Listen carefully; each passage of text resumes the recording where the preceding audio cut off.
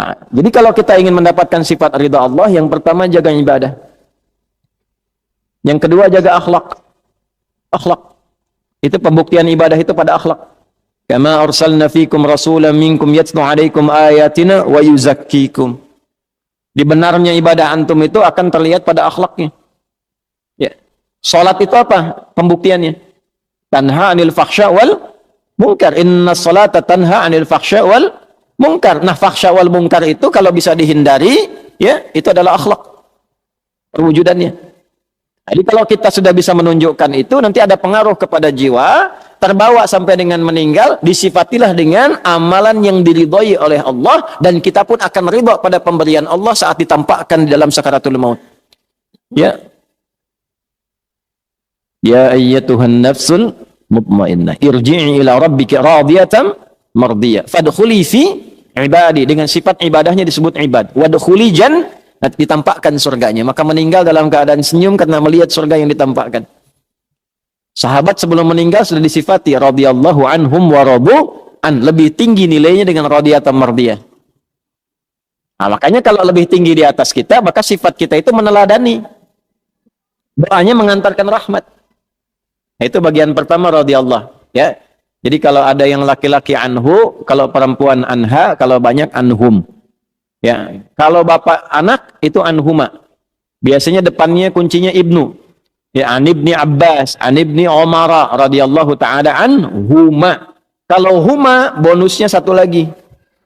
Mengalir pahala lagi untuk ayahnya dan ibunya, orang tuanya. Misal Ibnu Abbas itu kan dididik oleh ayahnya pedagang, sibuknya luar biasa. Tapi dia pengen satu dari keluarganya jadi ahli ilmu, yang mewarisi ilmunya Nabi SAW.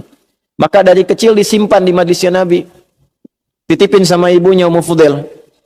Ya, tolong yang ini Abdullah ini siapin supaya jadi alim ke depan, ke majlis Nabi. Simpan, nanti bawa lagi, simpan, bawa lagi. Sampai Nabi meninggal, beliau masih remaja. Kisaran usia 13-14 tahun. Ya, sudah hafal 2000 hadis. Bapaknya baru 200, anaknya 2000. Didoakan oleh Nabi, Allahumma faqihhu fid din wa alimhu ta'wil. Kemudian disebut turjumanil Quran, jadi pakar Al-Quran, jadi ahli fiqih. Nah, setiap beliau menyampaikan satu hadis dari 2000 itu pahala mengalir pada orang tuanya. Makanya disebut dalam kitab ulama radhiyallahu taala anhuma. Sebagai tanda Abdullahnya dibuang, Abbasnya dimunculkan. Karena inisiatif mendidik anak itu datang dari orang tuanya. An ibni Abbasin. Ya. Nah, ilmunya dipakai, dalam ilmu sanad dipakai sebagai inspirasi. Kalau bapak ibu menyekolahkan anak ke pesantren, doanya dari ibu, dari bapak disiapkan yang halal, anak itu jadi ulama kemudian hari, hafal Quran, hafal hadis.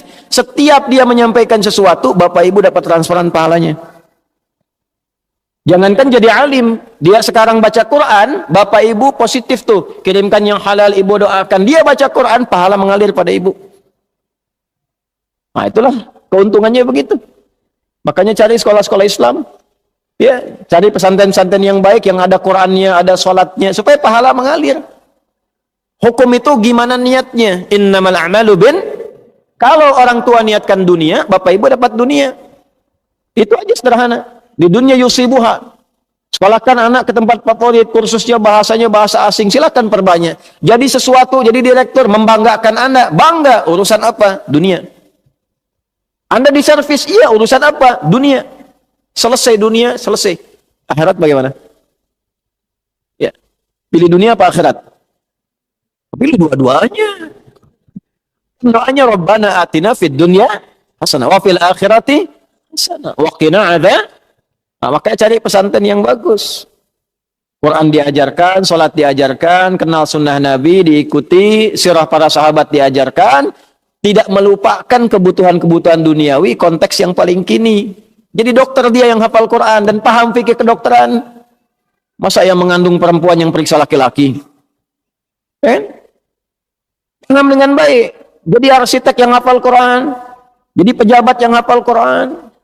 Ya, coba perbanyak ke depan tuh bupati yang hafal Quran, wali kota yang hafal Quran, ya sampai presiden ahli Quran ke atas. Kalau itu semua didapatkan berkah kita dan tahu ilmunya bagaimana cara menerapkan dalam kehidupan, itu pasti akan berkemajuan. Yaitu radhiyallahu taala anhu. Jadi kalau ngaji hadis, kita kalaupun belum ke matan, ke sanad, kita dapat inspirasi itu. Nanti Anda pelajari, Anda profesinya apa? Ingin ikut sahabat, nggak harus semuanya. Antum pedagang, mau dapat radhiyallahu ta'ala anhu dalam dagangan, keluarkan. Utsman gimana dagangnya? Abdurrahman bin Auf gimana dagangnya? Talhah gimana dagangnya? Ya, yang bukan profesinya, ya sudah. Ya, cukup antum ikuti keteladanan ibadah kebaikannya, yang seprofesi ikuti tian kehidupannya. Antum pengen jadi pejabat, oh gimana Abu Bakar, gimana Omar?